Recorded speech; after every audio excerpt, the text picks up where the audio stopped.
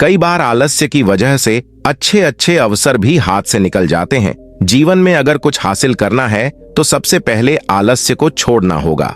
आलस्य से नुकसान कैसे हो सकता है, इस संबंध में एक बौद्ध कथा आपको सुनाता हूं। बौद्ध कथा के अनुसार पुराने समय में किसी आश्रम में एक बौद्ध भिक्षु अपने शिष्यों के साथ रहते थे। बौद्ध भिक्षु बहुत ही विद्वान थे। उनका एक शिष्य बहुत ही आलसी था। उसकी शिक्षा पूरी होने वाली थी, लेकिन वह समय का मूल्य नहीं समझ सका था। शिष्य आलस्य की वजह से आज का काम कल पर टाल देता था। बौद्ध भिक्षु ने सोचा कि शिष्य को समय का महत्व नहीं समझाया तो इसका जीवन बर्बाद हो जाएगा। एक दिन बौद्ध भिक्षु ने आलसी शिष्य को एक पत्थर दिया और कहा कि पुत्र, ये पारस पत्थर है, इससे तुम जितना चाहो उतना सोना बना सकते हो, लेकिन तुम्हारे पास सिर्फ 2 ही दिन हैं। इससे तुम्हारा जीवन सुधर जाएगा। मैं दूसरे गांव जा रहा हूं, 2 दिन बाद आश्रम लौट कर आऊंगा, तब मैं तुमसे ये पत्थर वापस ले लूंगा। पारस पत्थर देकर बौद्ध भिक्षु आश्रम से चले गए। आलसी शिष्य पत्थर पाकर बहुत खुश हो गया। उसने सोचा कि इस पत्थर से इतना सोना बना लूंगा कि उसे पूरे जीवन काम करने की जरूरत नहीं पड़ेगी। अभी मेरे पास 2 दिन हैं, एक दिन आराम कर लेता हूं, अगले दिन सोना बना लूंगा। यह सोचकर वह सो गया। पूरा दिन और पूरी रात आराम करने के बाद जब वह उठा तो उसने सोचा कि आज बहुत सारा लोहा लेकर आना है और उसे सोना बनाना है, लेकिन इससे पहले खाना खा लेता हूं, फिर काम करूंगा। उसने पेट भर खाना खाया तो उसे नींद आने लगी।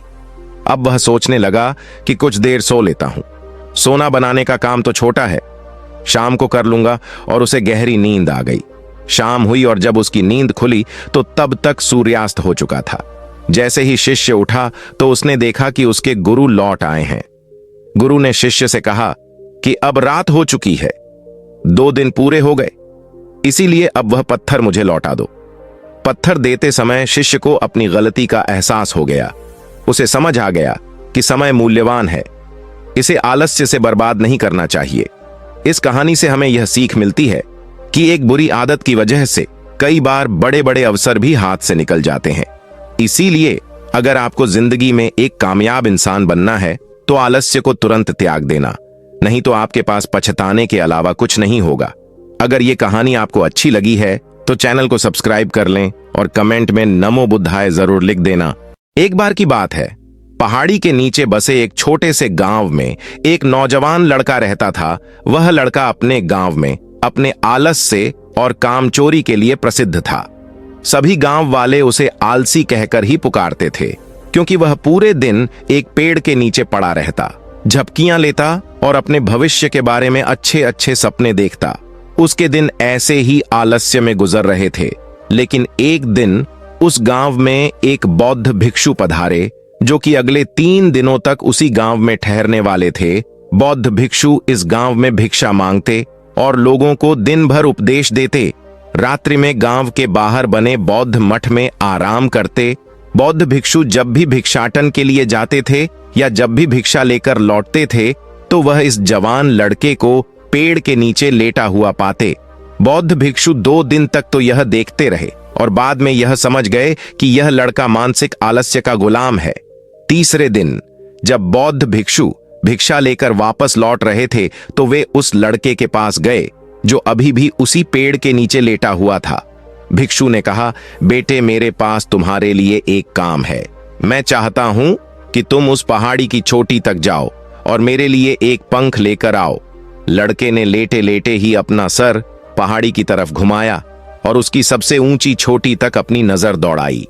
उसके बाद उसने बौद्ध भिक्षु की तरफ देखा और उसका उपहास उड़ाते हुए कहा, यह असंभव है, मैं उस पहाड़ी के शिखर तक नहीं जा सकता क्योंकि मैं बहुत आलसी हूं। बौद्ध भिक्षु ने मुस्कुराते हुए कहा, मुझे जिस पंख की तलाश है वह इस पहाड़ी के शिखर पर भी नहीं मिलेगा। वह तो इस पहाड़ी के दूसरी तरफ एक गुफा के अंदर मिलेगा, जिसके लिए इस पहाड़ी के शिखर पर चढ़कर दूसरी तरफ नीचे उतरना होगा। लेकिन वह साधारण पंख नहीं है। ऐसा पंख तुमने आज तक नहीं देखा होगा।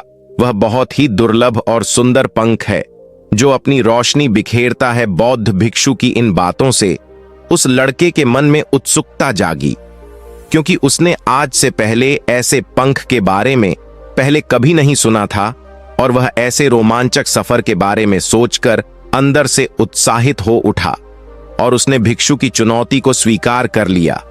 वह उस पहाड़ी की तरफ चल पड़ा, लेकिन चढ़ाई बहुत लंबी थी। जल्दी ही उस लड़के का शरीर थकने लगा, सांस फूलने लगी और शरीर से काफी पसीना बहने लगा, लेकिन फिर भी उसने चलना जारी रखा। वह जैसे जैसे ऊपर और ऊपर चढ़ता गया, उसे प्रसन्नता और उत्साह की अनुभूति होने लगी, जिसे उसने आज से पहले कभी भी महसूस नहीं किया था।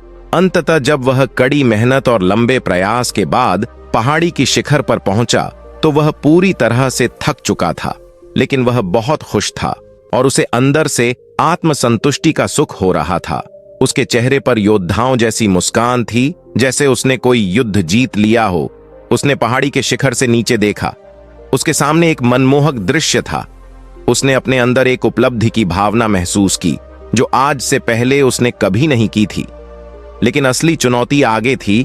लड़के को पहाड़ के दूसरी तरफ उतरना था और उस गुफा को ढूंढना था जहां पंख के मिलने की बात कही गई थी। नीचे उतरना बहुत ही ज्यादा मुश्किल और खतरनाक था, क्योंकि ढलान बहुत ज्यादा खड़ी थी और चढ़ाई के समय वह कई बार लड़खड़ाया और गिरा भी था। तो वह डर भी उसके अंदर था, लेकिन भिक्षु को पंख लाकर देने की वजह से वह लगातार आगे बढ़ता रहा।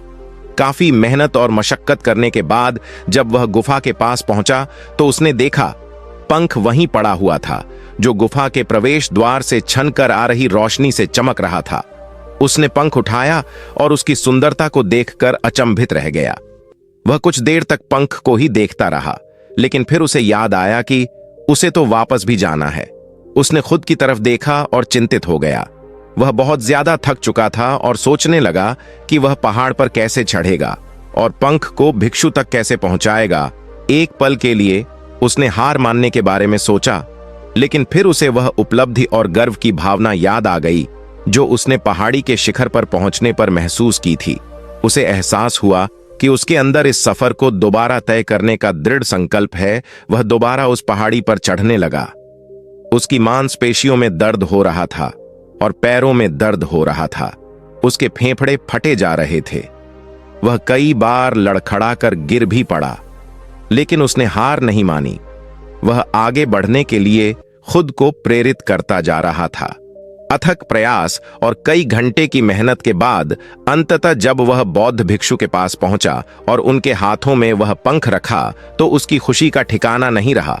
उसे महसूस हुआ कि आज उसने अपने आलस पर काबू पा लिया है और कुछ महत्वपूर्ण करके दिखाया है। उसके चेहरे पर इतनी खुशी और संतुष्टि का भाव देखकर बौद्ध भिक्षु मुस्कुराए और बोले, बहुत बढ़िया मेरे बच्चे, आज तुमने जीवन का सबसे महत्वपूर्ण सबक सीखा है। आलस्य कोई ऐसी चीज नहीं है जिसे स्वीकार कर लिया जाए या सहन किया जाए। आलस्य एक चुनौती है जिसे दूर करना होगा। यह एक बाधा है, इसे खत्म करना होगा और आलस्य को खत्म करने के लिए तुम्हें अपना पहला कदम उठाना ही पड़ेगा और अपने लक्ष्य की तरफ चलना ही पड़ेगा और तब तक चलते रहना पड़ेगा जब तक तुम अपनी मंजिल पर ना पहुंच जाओ। उस लड़के ने बौद्ध भिक्षु के शब्दों की गहराई को समझते हुए हाँ में अपना सिर हिला दिया। आज उसे एहसास हुआ कि वह बड़ी और महान चीजों को करने में सक्षम था, लेकिन उसके आलस्य ने उसे रोक रखा था।